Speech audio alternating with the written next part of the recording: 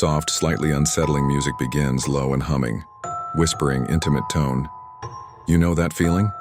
When you wake up in the middle of the night and your room is just silent. Too silent. Your eyes are still adjusting to the dark, and you find yourself just staring. Staring into the black void of an open doorway. Have you ever stared too long at a dark doorway? Pause. A faint, distant creak is heard. I'm telling you now, don't. Because sometimes the darkness, it stares back. Music shifts slightly, a subtle, tense string is added. It happened to me last night. I woke up around 3 a.m. thirsty. As I sat up, my eyes locked onto the hallway just outside my bedroom. And that's when I saw it. A shape. A shadow standing perfectly, unnaturally still right in the center of the doorway. Voice becomes more hushed, faster.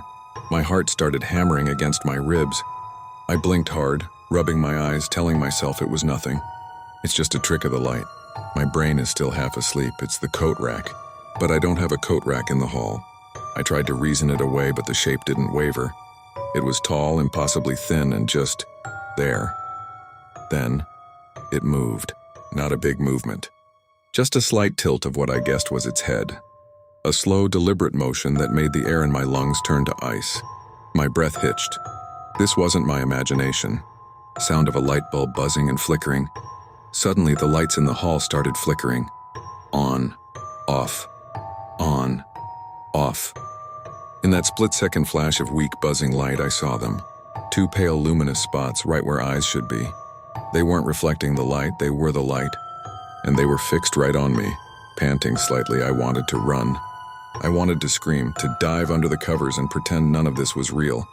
But I was frozen. Paralyzed. It was like some invisible force was holding me in place, forcing me to watch.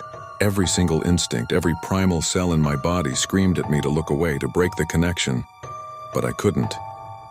My eyes were glued to the doorway, and the longer I stared, the more real it became. The edges of the shadow sharpened. It wasn't just a vague shape anymore. I could almost make out the texture of it, like static or smoke, slowly churning and solidifying. It felt like my focus, my fear, was feeding it, giving it form. Voice drops to a dead, horrified whisper. And that's when I realized the most terrifying thing of all. My perception shifted. I'd been looking at it all wrong. It wasn't standing in the doorway. Long, tense pause. The humming music grows slightly louder. It was leaning out from somewhere else, from some other place, inside my walls. Its long, spindly frame was contorted, emerging from the doorframe itself. A slow, wet, crackling smile sound effect, and then it smiled.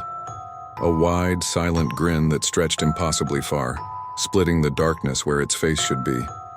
A smile that wasn't happy. It was a smile of recognition. A smile that said, "I see you too."